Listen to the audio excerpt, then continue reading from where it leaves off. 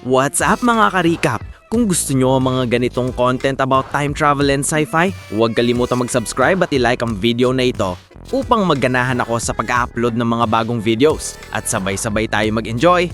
Halika, simulan na natin!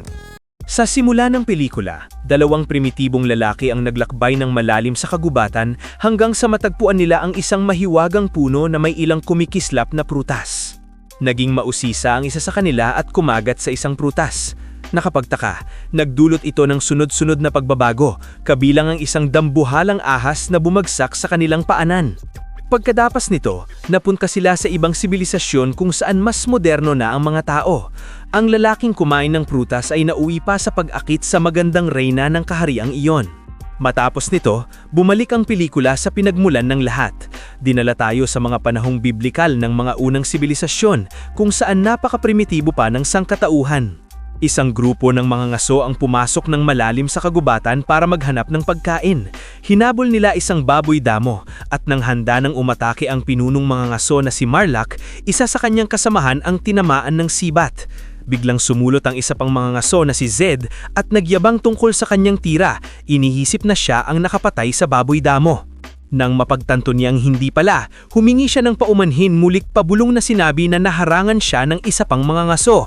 Narinig ni Marlak ang kanyang mapanuyang komento kaya nabuli ng mga ngaso si Zed.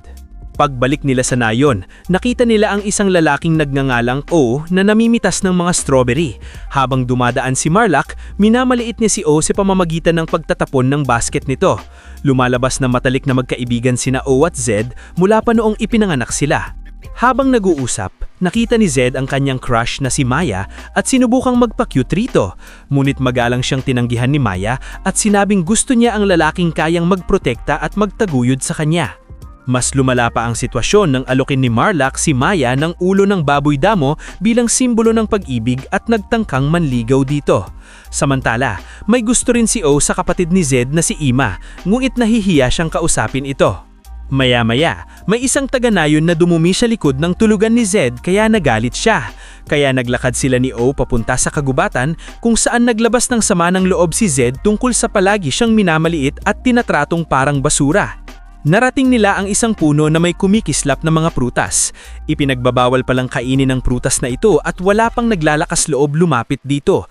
Ngunit iginiis ni Zed na kainin ito habang iniisip kung bakit nga ba ito ipinagbabawal. Sinubukan ni O na pigilan siya, ngunit si Zed na naniniwalang magiging matalino siya at baka magkaroon ng tsansa kay Maya ay kinagat pa rin ito. Agad niyang sinabing nagkaroon siya ng higit na kaalaman, ngunit hindi niya naman masagot kahit ang pinakasimping tanong tungkol sa agham. Kasabay nito, isang dambuhalang ahas ang pumalupot sa mga paa ni O kaya nagpanik ito. Nataranta si O at tinanong kung ano ang dapat nilang gawin, ngunit walang silbi ang mga sagot ni Zed, kaya kumain pa siya ng mas maraming ipinagbabawal na prutas. Gabing iyon, nagkaroon ng sayawan sa nayon. Sinubukan ni O na mapaimbilib si Ima at ginawa ang awkward na fertility dance kasama siya. Sumayaw rin si Ima kasama si O, ngunit sa hindi malamang dahilan, hinampas niya ito sa ulo ng stick sa pag-aakalang magugustuhan niya iyon. Sa kasamaang palad, nagalit si Ima at gumante bago umalis. Samantala, may nakakita pala kay Zed na kumain ng ipinagbabawal na prutas kaya isinumbong siya. Galit na kinompronta siya ni Marlak at dahil dito, pinalayas si Zed mula sa nayon. Ngunit lumala pa ang sitwasyon nang hindi sinasadyang masunog ni Zed ang buong nayon gamit ang hawak niyang fire stick dahilan para habulin siya ng mga ngaso. Tumakbo siya para ilagtas ang sarili at di nagtagal ay nakita siya ni Marlak na nagtatago sa ilalim ng mga palubsyop. Malapit nang mapatay si Zed nang biglang dumating si O at sinagip siya sa pamamagitan ng paghampas kay Marlak sa ulo hanggang mawalan ng kamalayan. Pagkatapos nito, tumakbo silang dalawa habang nagkakagulo ang buong nayon. Naniniwala si O na patagang mundo at kapag naabot nila ang mga bundok ay mahuhulog sila, ngunit iba ang iniisip ni Zed. Kinabukasan, napatunayang mali si O nang nadiskubre nilang may lupa palampas sa mga bundok. Inakala niyang alam ni Zed ito dahil kumain siya ng ipinagbabawal na prutas. Habang naglalakad, nakita sila ng kawan ng mga baka na nanginginain sa isang bukid at nagpasya si Zed na pumatay ng isa para sa pagkain. Sumugod siya sa baka, ngunit agad siyang nasipa. Di nagtagal, dumating sina Cain at Abel at ipinakilalaw sila ang mga magsasaka at kanila ang mga baka. Habang ipinapaliwanag nila ang kanilang gawain, nagkaroon sila ng hindi pagkakaunawaan na nauwi sa marusang away. Sa huli, napatay ni Cain ang Abel gamit ang bato. Dahil saksi sina O at Z sa krimen, inanyaya ni Cain sila sa kanyang bahay para sa hapunan. Sa takot na baka mapatay din sila kung tatanggi, pumayag sila. Nang gabing iyon, kumain sila sa kasama ng kanilang pamilya. Tinanong ng pinakamatandang miyembro na si Adam kung nasaan si Abel at nagsinungaling silang tatlo na hindi nila nakita buong araw. Kalaunan, inutusan ni Adam na si Z ay matulog sa isang magandang babae habang si O naman ay pinatulog sa isang maruming lalaki. Tuwa si Z dahil akala niya makakakuha na siya ng tsansa kay babae, ngunit sa malas, babae rin ang gusto niya. Samantala, hirap makatulog si O dahil paulit-ulit umutod ang maruming lalaki at gumagawa ng ingay. Kinabukasan, pumunta si Adam at ilang magsasaka sa bukid para hanapin ang kanyang nawawalang anak. Kalaunan, natagpuan nila ang bangkay ni Abel at napagdesisyonan na si Cain ang may kagawa. Ngulit sa oras na iyon, nakatakas na ang tatlo sa nayon. Nasa isang pamiligan sila nang bigla nilang makita sina Marlak, Maya at Dima na nakatali. Dahan-dahang lumapit sina O at Z at nalaman nilang matapos masunog ang nayon, may umatake at dinukot ang lahat ng taga-nayon para ibenta bilang mga alipin. Desididong palayasin sila, sinubukan ni Z na bilhin ng mga babae, ngulit wala siyang pera. Nakialam si Cain at sinabing tutulungan niya silang palayasin ng lahat, ngulit sa huli ay pinagtaksyalan niya sila at ibinenta sila bilang mga alipin kapalit ng kabayo. Kalaunan, ikinulong sina Z, O, Maya, Dima at iba pang mga alipin sa isang hawag habang dinadala sa ibang lugar. Habang nasa biyahe, biglang sumalak ang isa pang tribo na nakasakay sa mga kabayo at inambush ang mga nagbebenta ng alipin. Sa gitna ng labanan, nakatakas sina Z at O, ngulit nahuli pa rin sina Maya at Dima. Sinubukan nilang ilagtas ang mga babae at pinanood ang mga umaatake sa malayo, ngulit nakatulog sila. Pagkagising nila, wala na ang mga umaatake na labis nilang ikinadismaya.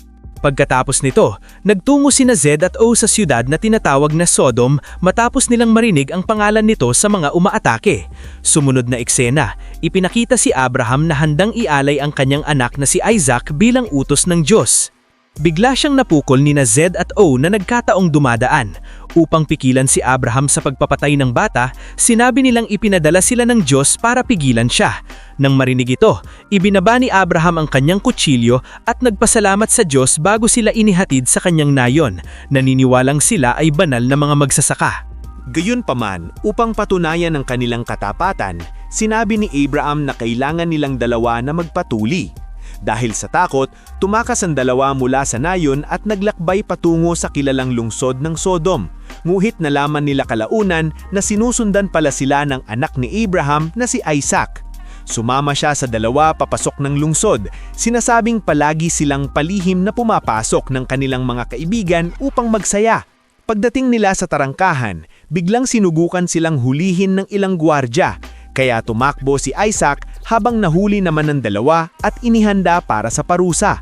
Ngunit sa kabutihang palad, si Cain na nagtatrabaho bilang gwardya roon ay ipinagtanggol sila at iniligtas ang kanilang buhay. Sa susunod na eksena, naglakad ng tatlo sa lungsod habang ipinapaliwanag ni Cain ang mga benepisyo ng pagiging gwardya sa loob ng palasyo. Kinabukasan, nakapasok din bilang gwardya sina Z at Do kahit wala naman silang anumang kasanayan. Pagkatapos nito, inikot nila ang pamilihan at biglang dumaan ng prinsesa ng lungsod na si Inanna sakay ng kanyang karwahe. Agad na naakit si Z sa kanya, ngulit pinaalalahanan siya ni Cain na wala siyang pag-asa sa prinsesa dahil ito ay maharlika. Pagkatapos, nagtungo sila sa palasyo kung saan nalaman nilang may isang birheng babae na iaalay bilang sakripisyo. Naniniwala kasi ang mga tao na ang sakripisyo ay makakapagpasaya sa Diyos at kapalit nito ay bibigyan sila ng ulan, pagkain at tirahan. Matapos ihulog ang babae sa hukay ng apoy, lumapit ang isang alipin sa tatlo at ibinalitang ipinatawag ni na Prinsesa Inanna sina Z at Om. Dinala si Om sa ibang lugar ng isang matandang lalaki, habang inihatid naman ng alipin si Z papasok sa palasyo. Nalaman niya kalaunan na ang alipin na nagdala sa kanya roon ay si Maya pala. Makalipas ang ilang sandali, nakita ni Zed si Om na nababalutan ng gintong pintura at nagpapanggap bilang estatwa. Nakita rin nila si Ima sa karomihan na isa ring alipin. Kasalukuyan siyang ginugulo ng isang gwardya, kaya nagkunwaring pinagagalitan siya ni Zed upang mapaalis siya roon. Pagkatapos nito, binisita ni Zed ang prinsesa habang ipinakita naman ng punong pari kay Om ang banal na silid at ipinaliwanag na walang sino mang pumasok doon ang nabuhay na nakabalik. Ngunit may sabi-sabing ang mga espesyal at matutuwid lamang ang hindi mapapahamak dahil sila ang pinapaboran ng Diyos. Samantala, sinabi ni Zed na siya mismo ang napili, kaya dinala siya ng prinsesa sa banal na silid.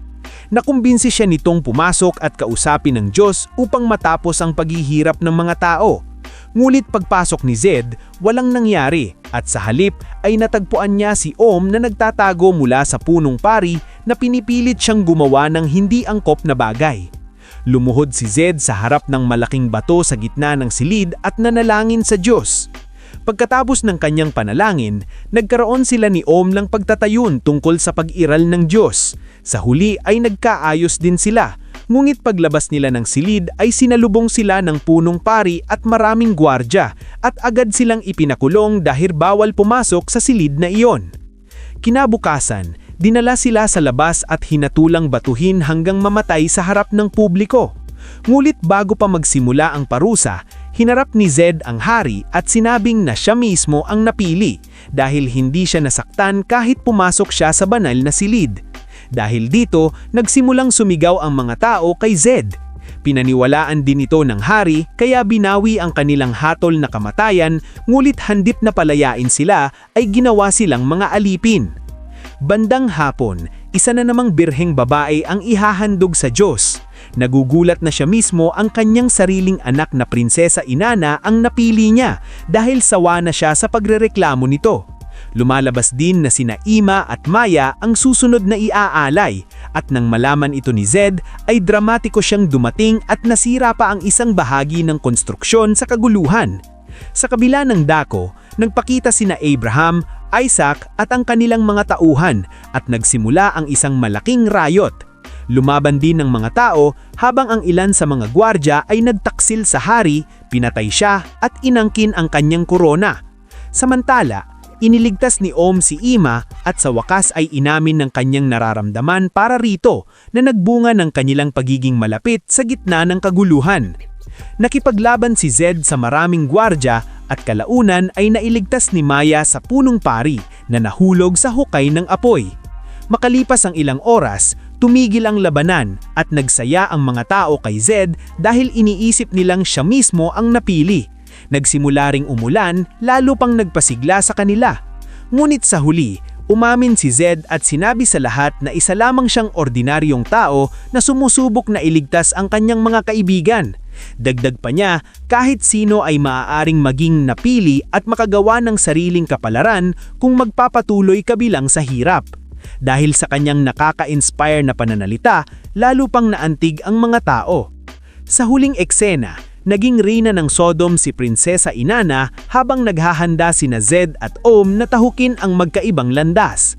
Balak ni Om na bumalik sa kanilang nayon upang tulungan itong muling itayo at paunlarin, habang nais naman ni Zed na maglakbay sa mundo kasama si Maya. Nagtapos ang pelikula sa emosyonal ngulit awkward na pamaalam ng dalawa bago tuluyang umalis sa lungsod ng Sodom. Sana nag-enjoy kayo mga ka-recap. Anong masasabi niyo sa movie natin ngayon? Mag-iwan ng komento sa baba. At huwag kalimutang mag-subscribe sa ating channel para sa mga new updates at uploads. Kita-kits sa susunod na kwento. Salamat at mag-iingat tayong lahat!